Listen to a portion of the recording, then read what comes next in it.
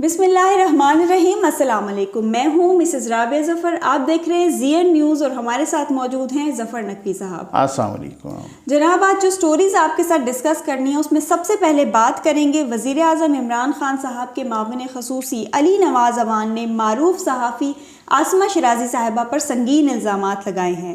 दूसरा, फैसल वाउडा साहब को सुप्रीम कोर्ट से फिर कोई फौरी रिलीफ ना मिल सका।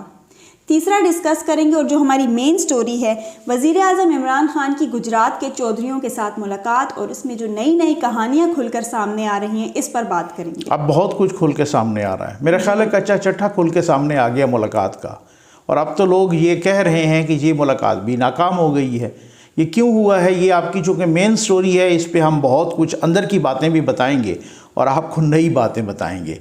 और आई थिंक कि आप वो पहला सवाल पे आ जाती हूँ। हुकूमती वुज़रा जो बगैर सबूत के सहाफ़ियों पर पैसे लेकर खबर शाया करने के संगीन इल्ज़ामात लगा रहे हैं, क्या पीका इस पर लागू नहीं होता? कल का आई थिंक के प्रोग्राम था ना, हमारे दोस्त हैं, बहुत अच्छा प्रोग्राम करते हैं, कामरान शाहिद साहब, ठीक है, दुनिया TV पर। तो उनके प्रोग्राम में जनाब इरशाद भट्टी साहब भी थे, अली नवाज़ अवान साहब भी थे, जी मुसद्दिक मलिक साहब थे। अच्छा, अब जी बिल्कुल। तो अब जो है ना, वहाँ पे बात ये यहाँ से शुरू हुई कि चूँकि वज़ीर आज़म साहब ने भी ये इल्ज़ाम तो स्पेसिफ़िकली नाम लेके अली नवाज़ अवान ने आसमा शिराज़ी साहबा पे लगा दिया ना, अदरवाइज़ तो आपने सुनी वज़ीर आज़म साहब की तकरीर भी, उन्होंने भी यही फरमाया कि सहाफ़ी पैसे लेकर गंद छापते हैं। अब इरशाद भट्टी साहब, जो कि हमेशा ही उनका एक बहुत सारों की नज़र में टिल्ट होता है, वहाँ पे वो गवर्नमेंट की फेवर में बात करते हैं, उन्होंने भी ये फरमाया कि जी अगर मैं ये एक एप्लीकेशन दे दूँ FIA में, तो क्या वज़ीर आज़म साहब इसको साबित कर सकेंगे कि वो जो कहते हैं कि सहाफ़ी पैसे लेकर गंद छापते हैं। ठीक, अच्छा, उन्होंने कहा कि मैं अभी साबित कर देता हूँ। अली नवाज़ अवान साहब ने उस शो में कहा कि मैं अभी मैं बता देता हूँ, मैं अभी साबित कर देता हूँ। अच्छा, वो इस दौरान कामरान शाहिद साहब ने कहा कि जी ना कहें भट्टी साहब ऐसे, क्योंकि वो तो साबित कर देंगे वो तो। अच्छा, उन्होंने तो खैर तंज़न कहा या इस तरीके से, उन्होंने कहा जी मैं अभी साबित कर देता हूँ, आप आसमा शिराज़ी साहबा का कालम पढ़ लें, तो वो साबित हो गया ना। इससे मतलब बाद में खैर वो यू टर्न भी ले गए अपने लीडर की तकलीद करते हुए, और कहा जी मेरा मतलब ये नहीं था वगैरह वगैरह। आसमा शिराज़ी साहब ने कहा कि आप या तो माफ़ी मांगें या साबित करें, या फिर मैं जो है ना आपको कोर्ट लेके जा रही हूँ, आप पर मुकदमा कर रही हूँ, कानून के अपने दायरे में आएँ। खैर इधर कौन सा कोर्ट और कौन सा मुकदमा और कौन सा वो फिर डेफेमेशन के लाज इसी तरह से हैं। तो अब तो वज़ीर आज़म साहब ने भी ये फरमा दिया ना।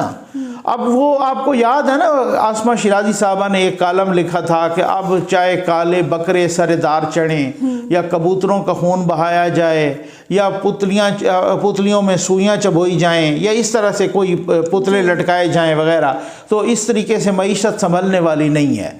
उसके बाद जनाब जिस तरीके से ट्रोलिंग की गई, जिस तरीके से पूरी ब्रिगेड छोड़ दी गई उन पर, जिस तरह से गिलाज़त उगली गई उनके ख़िलाफ़, ये बहुत अनफॉर्चुनेट है।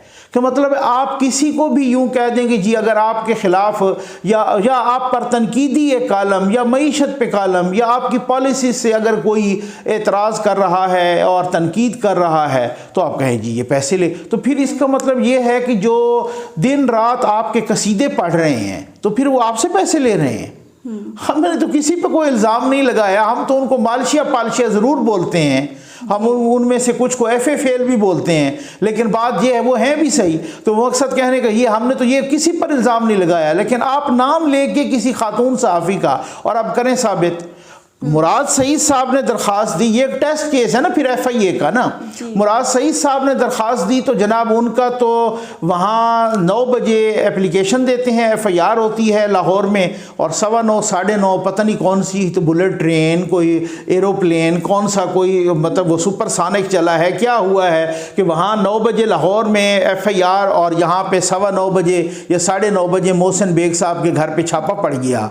ठीक है, तो इतनी सूरत के साथ, इतनी तेज़ी के साथ कार्रवाई हुई। तो क्या आसमा शिराज़ी साहबा जब ये एप्लीकेशन दें तो अली नवाज़ अवान के ख़िलाफ़ या बाकी सहाफ़ी एप्लीकेशन दें तो वज़ीर आज़म साहब के ख़िलाफ़ ये होगी? तो ये बड़ा अनफॉर्चुनेट है, मैं समझता हूँ। ये जिस तरीके से अखलाकियात, मैं अब क्या कहूँ अली नवाज अवान साहब का, वो तो एक मुआविन खसूसी हैं जिनके लीडर ने और प्राइम मिनिस्टर ऑफ पाकिस्तान में इतनी बड़ी chief executive of the country है, वो कह रहे हैं सहाफ़ी पैसे लेकर गन छापते हैं। भाई आपके पास सबूत है तो आपकी हुकूमत है, आप कार्रवाई कर लें अगर उन्होंने किसी से पैसे लिए हैं तो ये बड़ा एक अजीबो गरीब सा है इसमें। आ जाते हैं अपनी दूसरी खबर पर। फैसल वाडा साहब को सुप्रीम कोर्ट से भी कोई फौरी रिलीफ ना मिल सका। हाँ, क्या कहेंगे, तब्दीली आ गई? हाँ, बहुत सारी तब्दीलियाँ आ गई हैं और ज़ाहिर है बहुत सारे लोग इसको टेस्ट केस के तौर पे समझ रहे थे। बहुत सारे लोग कह रहे थे कि अच्छा आप देखते हैं कि इसको इलेक्शन कमीशन जो है ना वो करता है नाअहल या नहीं करता। फिर कुछ लोग ये भी कह रहे थे अच्छा अब आगे देखते हैं इनको रिलीफ मिल जाएगा, वो आगे भी नहीं मिला। इलेक्शन कमीशन ने भी नाअहल कर दिया। वो जो झूठा हल्फनामा फैसल वाडा साहब ने जमा करवाया था कि जी मेरे पास तो शहरियत, दोहरी शहरियत नहीं है, और उस वक़्त जब वो जमा करवा रहे थे उस वक़्त उनके पास दोहरी शहरियत थी, तो बड़ा 62-63 में आते हैं, 62 1F के तहत उनको इलेक्शन कमीशन ने नाअहल करार दे दिया। अब उसके बाद इस्लामाबाद हाई कोर्ट ने भी उनकी दरख्वास्त रिजेक्ट कर दी, फिर उसी को बरकरार रखा इलेक्शन कमीशन के फ़ैसले को, फिर वो चले गए सुप्रीम कोर्ट। अब वो ये चाह रहे थे क्योंकि उनकी सीट जो सेनेटर की है ना वो खाली करार दे दी गई और 9 मार्च को उस पर वो इलेक्शन हो रहे हैं, और चूंकि वो सिंध से इलेक्ट हुए थे अब वो जो 9 मार्च को सीट है वो पीपल्स पार्टी की तरफ वाज़े जाती हुई दिखाई दे रही है। फैसल वाडा साहब चाह रहे थे कि सुप्रीम कोर्ट से कि किसी तरीके से वो इलेक्शन रुक जाए सेनेट वाला, जो कि सिंध असम्बली में 9 मार्च को हो रहा है, वो इलेक्शन नहीं रुक पाया। यानी कि फौरी रिलीफ से ये मुराद है कि उनको स्टे नहीं मिला। वो हर बात स्टे पे चल रहे हैं ना। शायद हो सकता है हम अगली वीडियो में इस पर भी बात कर रहे हों कि कासिम सूरी साहब, हो सकता है कि जब आप हमारी वीडियो सुन रहे हों तो उस वक्त कासिम सूरी साहब का फैसला भी आ चुका हो, या कोई रिमार्क्स आ चुके हों, या उनके बारे में भी बहुत कुछ वाजे हो चुका हो, आज उनकी भी समात है। तो ये चल तो सारे स्टे पे रहे हैं ना। तो अब देखते हैं कि उसके बाद फैसला चलता है क्या होता है। चीफ जस्टिस साहब ने खुद चीफ जस्टिस साहब को रिक्वेस्ट की गई कि जी आप कोई इस तरीके से ना इलेक्शन को रुकवाने का, उन्होंने कहा नहीं आपने हल्फनामा झूठा जमा करवाया है, जाली हल्फनामा था, उसके कॉन्सिक्वेंसेस होते हैं, आप ज़रा सुकून करें ना, आप इतना जल्दी ना करें, आप थोड़ा सुकून रखें, इत्मीनान रखें, हौसला रखें, हम फौरी तौर पे इसको स्टे नहीं दे सकते। अच्छा इसमें यह है कि वो ये कह रहे हैं कि हम देखेंगे कि इलेक्शन कमीशन ऑफ पाकिस्तान क्या 62 1F के तहत उसका कोई अदालती अख्तियार होता है, नाअहल कर सकता है या नहीं कर सकता। लेकिन मैं समझता हूँ कि अगर उनकी ताहयात नाअहली ख़त्म भी हो जाए फिर भी वाडा साहब मुझे बचते हुए नज़र नहीं आते, क्योंकि ख़ुद चीफ जस्टिस ऑफ पाकिस्तान भी कह चुके हैं कि झूठे हल्फनामे के कॉन्सिक्वेंसेस तो होंगे। अच्छा। हाँ, वो इसका मतलब ये है कि वो ये उनकी सीट नहीं मुझे बचती हुई नज़र आ रही। हाँ अलबत्ता वो ताहयात नाअहल होते हैं या ताहयात नहीं होते या इस तरीके से, ये सीट मुझे PTI के हाथ से निकलती हुई नज़र आ रही है, और फैसल वाडा साहब की भी फ़िलहाल छुट्टी नज़र आ रही है। आ जाते हैं अपनी मेन स्टोरी पर। कल की मुलाकात जो गुजरात के चौधरियों के साथ इमरान खान साहब की हुई, उसमें हमने देखा कि हुकूमत के जो वजीर थे, जी हाँ, वो डिफरेंट बातें, उनका बयान अलग था, बिल्कुल, ठीक है, काफ लीग का अलग मौक़िफ़ था। जी बिल्कुल। फिर हमने गरीदा फारूकी साहिबा के प्रोग्राम में देखा तारिक बशीर चीमा साहब, उन्होंने कहा कि अदम एतमाद की तो बात, मेरा ख्याल है उन्होंने तो हद ही कर दी, जी है ना। अच्छा उसमें बात ये है कि मैंने आपसे कहा ना कि मैं आपको एक और बात भी बता दूं, हमारे बहुत सारे व्यूअर्स भी यही असेस कर रहे हैं और वो ठीक कर रहे हैं असेस। तो मेरा ख्याल है चौधरी बरादरान और ख़ास तौर पर चौधरी शुजा साहब तो बीमार हैं, अल्लाह ताला उनको सेहत दे, वैसे वो बहुत ही मुतहम्मिल किस्म के, मतलब इस तरीके के तहम्मुल वाले हैं इंसान। चौधरी परवेज़ इलाही साहब के बारे में कुछ लोग कह रहे हैं कि वो बड़ा ओवर स्मार्ट खेलने की कोशिश कर रहे हैं, और अक्सर व बेशतर ऐसे ही होता है कि कहीं ओवर स्मार्ट खेलने की कोशिश में कहीं अपना वेटेज बढ़ाते बढ़ाते उनसे ट्रेन मिस ना हो जाए। अब चौधरी साहबान को ये भी पता लग गया है कि भाई ये हमारे बग़ैर भी ये कामयाब हो सकती है। अच्छा मेरे कुछ व्यूअर्स बार बार हमारे पूछ रहे हैं ZN न्यूज़ के कि जी ये आ क्यों नहीं रही।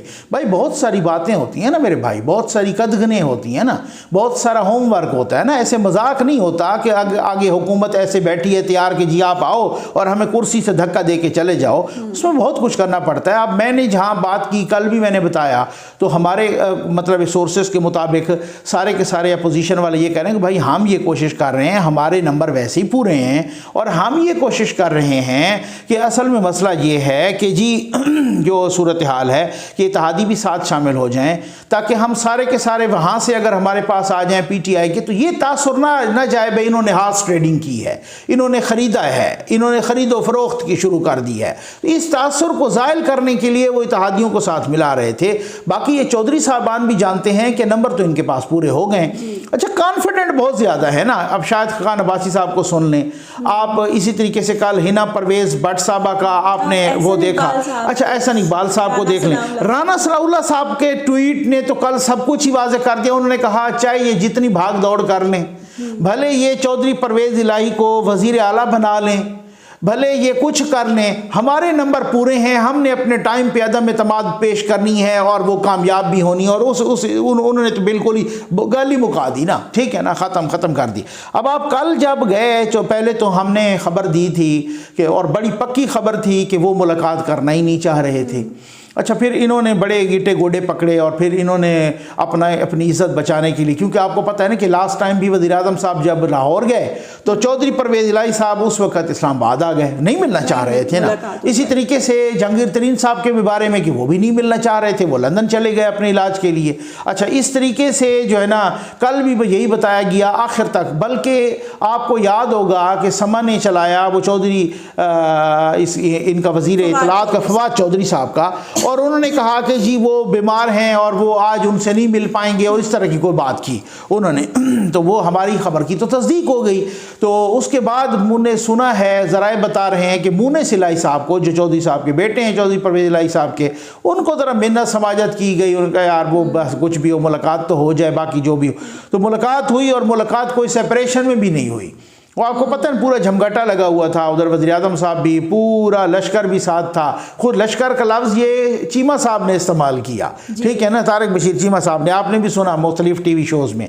अच्छा, उसके बाद जनाब वो बाकी लोग भी थे, उधर से भी थे, उनके भी मुनीस इलाही साहब भी थे, और चौधरी परवेज़ इलाही साहब, शुजात साहब, सारे थे। अच्छा, अब उसके बाद ये हुआ कि जब ये हमें पता चला कि जी अब उसके बाद स्टोरीज आना शुरू हुई, कुछ वज़ीर आज़म हाउस से भी ये स्टोरियाँ शुरू हुई आनी कि जी टिकर चलाने शुरू हुए कि जी देखें बात ये है कि अब आप अंदाज़ा कीजिए कि उन्होंने कहा कि जी वो चौधरियों ने तो इनकार कर दिया। उन्होंने कहा जी हम तो डट के आपके साथ खड़े हैं और बिल्कुल घबराएं नहीं जनाब, और ये तो फजूल चीज़ है, इसमें तो कुछ नहीं निकलनी। हमारा ख्याल आ गया शहबाज शरीफ साहब को 14 साल के बाद, ये तो कामयाब ही नहीं होनी, ये टिकर चल गए। सब ने ये सोचा, बाकी किसी ने और ने भी। आज जियो ने भी कहा कि एक मुलाकात और 4 कहानियाँ, और आपने भी देख लिया होगा।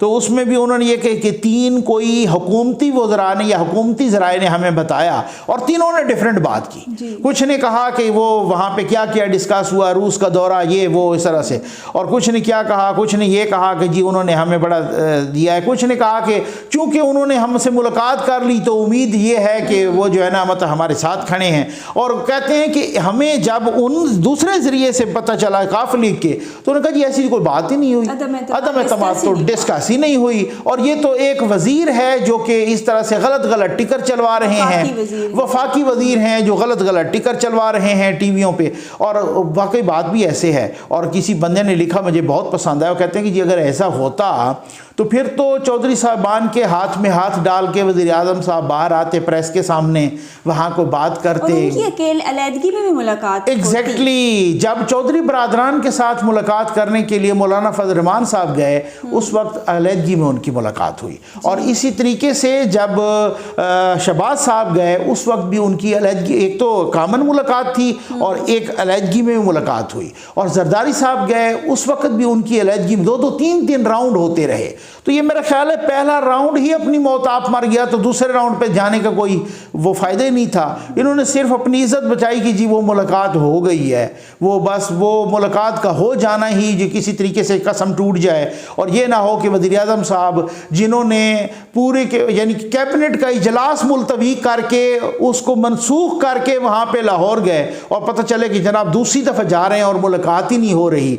तो वो फिर इस चीज़ को ना खिफ़त को मिटाने के लिए चौधरी चौधरी साहब ने कल जो बात इनके साथ भी की वो मैंने भी कंफर्म की, पिछली वीडियो में भी उसकी खबर दी थी कि वाकई ऐसा है कि चौधरी साहब को कहा गया कि आप वज़ीर आला बने अपोजिशन की तरफ से भी, लेकिन जब हम कहेंगे तो असम्बलियाँ तोड़ देंगे। तो उन्होंने कहा जी इस तरह से नहीं, मैं तो 1.5 साल के लिए। तो उन्होंने कहा आप नहीं ला रहे, अदम एतमाद हम ला रहे हैं। अब पक चल गया, उनको पूरा पक्का पता चल गया है कि जनाब उनको पता है कि जी किसी तरीके से इन्होंने जो है ना यहाँ पर ये अदम एतमाद तो ले आएंगे, और वो कह रहे हैं कि बिलावल साहब के मार्च तक बस आते आते अदम एतमाद भी आ जाएगी।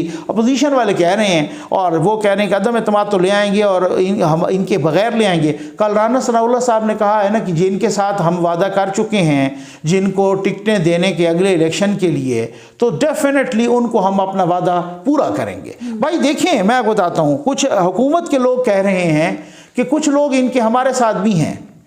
मैं एतमाद कर लेता, एतबार कर। बात यह है ना कि अगर कोई बंदा कहे कि अगर मैं अब खुल के हम बात करें ना, कुछ तो ऑफ द रिकॉर्ड बातें होती हैं, लेकिन मुबैना तौर पे एक दूसरे पर इल्ज़ामात लगा सकते हैं। और अपोजिशन का तो मैंने कोई ऐसा इल्ज़ाम नहीं देखा, लेकिन हुकूमत का देखा है कि ये हमारे बंदों को पैसे दे रहे हैं। अगर ये भी बिल फ़र्ज़ उनको भी पैसे दें, लेकिन अब मामला पैसे से आगे चला गया है। उसकी वजह यह है कि अब लोगों को अगले इलेक्शन का टिकट चाहिए। अब अगले इलेक्शन के लिए जो भी अब 2018 में हमने देखा, तो उस वक़्त ये बात मानने की थी और हर बंदा मान रहा था। चाहे आप उसको हवा चलना कह दें, चाहे चलवाना कह दें हवा, चाहे कोई इस्टेब्लिशमेंट हो, चाहे मीडिया हो, चाहे कुछ भी हो, इसी तरफ ही रुख था। तो उस वक़्त इनके टिकट के लिए बड़े मरे जा रहे थे। अब तो जो अपने लोग हैं वो नहीं लड़ रहे। अब तो कल फैसलाबाद का जो ग्रुप सामने आया है, इसी तरह से पहले हुकूमत के अंदर ही नूर आलम खान सामने आ गए, पता नहीं और कितने लोग सामने आ गए। एक कल किसी वो गालिबन किसके साथ वो जो है ना एक एमपीए ने वो शो किया और उन्होंने कच्चा चट्टा सारा खोल के रख दिया। तो अब तो वो जो इनके टिकट से जान छुड़वा रहे हैं लोग, तो जब इनके अपने जान छुड़वा रहे हैं, तो ये कैसे मैं मान लूं कि अपोजिशन वाले, ये को मानने वाली बात है, ये को लॉजिकल बात है। ये आप अपने जो आपके साथ हैं वो कहते हैं कि हम आपके टिकट पे नहीं लड़ेंगे। उनको पता है कि जब हम जाएंगे तो हमें, वो मरियम नवाज साहबा ने जैसे कहा था ना, अगली दफ़ा जब ये इलेक्शन लड़ने के लिए जाए, पहले तो इनका टिकट कोई लेगा नहीं, जो लेंगे भी सही तो उनको हेलमेट पहन के जाएं वो ज़रा, क्योंकि फट्टे शट्टे लगने का खदशा है। तो बात ये है कि इसमें पैसे देने वाली बात है, वो दोनों तरफ से हो सकता है, दे सकती है वो मुख्तलिफ प्रोजेक्ट्स के नाम पर, मुख्तलिफ हवालों से, वो कोई मसला नहीं है। लेकिन अब मसला ये है कि उनको पता है कि जी अगले इलेक्शन का क्या होगा, वो जो टिकट्स हैं। तो बात ये है हमारे व्यूअर्स के लिए, बस मैं आखिरी बात ये कर दूं कि जो पूछ रहे हैं कि ये देर क्यों हो रही है, वो इस वजह से इत्तेहादियों को आखिर तक मनाने की बात हो रही है कि भाई किसी तरीके से वो तासुर जाए कि जो कानूनी और आईनी ज़ाब्ते हैं ना वो पूरे हो रहे हैं। कहीं ऐसा ना हो कि सारे PTI वाले आ जाएं और ये साथ दे दें और फिर उसके बाद हम पे इल्ज़ाम लगे कि भाई यार इन्होंने ख़रीदो फरोख्त कर दी है। अदरवाइज़ वो कह रहे हैं कि हम अपना नंबर 200 के आसपास जो है ना पूरा कर चुके हैं। ठीक है ना, तो अब वो ये वाली सूरत हाल है। अब देखें बहुत जल्दी ये सब, थोड़ी सी हम बात कर लेते हैं MQM की भी। कल खालिद मकबूल सिद्दीकी साहब जो MQM के सरबराह हैं, उनका एक बयान चल रहा था कि अब वज़ीर आज़म इमरान खान साहब का बहादुराबाद में आने का टाइम हुआ चाहता है। वो भी हर किसी ने वेटेज बढ़ानी है ना। आपको याद है ना कि जब MQM के लोग चौधरी बरादरान के साथ गए थे तो उन्होंने बाहर आके भी यही कहा था कि चौधरी साहबान से हमने कहा है, चौधरी बरादरान से, कि भाई जो कुछ भी करना है हमने मिलजुल के करना है, इकट्ठे करना है। मतलब अब ये ना हो ना कि वो कहेंगे यार, वो ये ना हो कि चौधरी साहबान तो वो अपना अपना सारा गेम बराबर कर लें और हम बीच में रह जाएं, और वो फिर यहाँ पर जो सूरत। अब उनको एक और भी बड़ा खदशा है ना, मैं आपको बड़ी दिलचस्प बात बताऊँ। इत्तेहादियों का मसला क्या हो गया है, इत्तेहादियों को पता चल गया है कि हमारे बगैर भी गेम ओवर है, नंबर पूरा है। अब हमारे बगैर अगर गेम ओवर है और हमने हद से ज़्यादा अगर नखरे दिखाए और गेम भी ओवर हो गई और हमारे बगैर भी अदम एतमाद पास हो गई, तो फिर तो हमारी तो छुट्टी हो गई ना। भले वो 3 महीने सिस्टम चलता है या 4 महीने चलता है, ठीक है ना, या 6 महीने चलता है या 2 महीने चलता है, तो हमारी तो बिल्कुल ही छुट्टी हो गई। अच्छा, ख़ास तौर पे MQM को तो ज़्यादा फ़ायदा ये है कि वो तो मन्नत मान के बैठे हैं। वो कहते हैं जनाब असम्बली टूटे और हमारे कराची में तो फिर जो है ना, जहाँ पे हमें 4 सीटें मिली थी वहाँ पे 10 तो ले लेंगे ना। बड़े आराम से, वो इतना को मसला नहीं है उनको भी फ्रेश इलेक्शन की सूरत में। लेकिन चौधरी साहबान को कि यार वो फ्रेश, अच्छा मैं आपको बताऊं कि मेरे अपनी दानिश में चौधरी साहबान को ये चाहिए था कि वो ये कहते कि भाई चलें ठीक है, हम आपके साथ देने के लिए तैयार हैं, और दूसरी बात ये है कि आप जैसे कहेंगे वैसे ही कर लेंगे, चलें आप एक दफ़ा हमें भी वज़ीर आला बना दें और 3 महीने बाद कहेंगे या जिस तरीके से तोड़ देंगे जो भी हो। लेकिन उनको चाहिए था कि वो अगले सेटअप के लिए नून के साथ कुछ इस तरह की करती सेटिंग कि भाई यार आप हमारे साथ कुछ हेल्प करवाना, कोई सीट एडजस्टमेंट के बारे में। ये हो सकता है, ये अच्छे सियासत वो पड़ गए इस लालच में कि मैं बाकी मुझे वज़ीर आला भी बनाएं और मैं 1.5 साल के लिए पक्का भी हो जाऊं। तो मेरा ख्याल है ये कोई भी नहीं करेगा। ये नवाज शरीफ साहब ने भी इसको रिजेक्ट कर दिया है, और अब चौधरी साहबान को पता चल गया है कि हमारे बगैर भी गेम ओवर हो चुकी है, नंबर उनके पूरे हो चुके हैं। कहीं ऐसा ना अब उनको खदशा है कि यार ट्रेन हमारी मिस ही ना हो जाए। तो खालिद मकबूल साहब का बयान भी जो है ना, खालिद मकबूल सिद्दीकी साहब का, इसी पैराए में था कि जी वो ऐसा हो कि भाई ख्याल रखना हम भी हैं, ऐसे अकेले अकेले हाँ बॉर्डर पे, वो अभी बॉर्डर पे बैठे हैं कि जी हम इधर भी जा सकते हो इधर भी जा सकते हैं। तो भाई आप बॉर्डर पे बैठे बैठे कहीं ऐसा ना हो कि ना आप उस ट्रेन में सवार हो और ना उस ट्रेन में सवार हो और कोई गड़बड़ी हो जाए। तो ये सूरत हाल है। अब हमारे प्रोग्राम का वक्त खत्म हुआ चाहता है। उम्मीद है आपको ये वीडियो पसंद आई होगी। आपका बहुत बहुत शुक्रिया।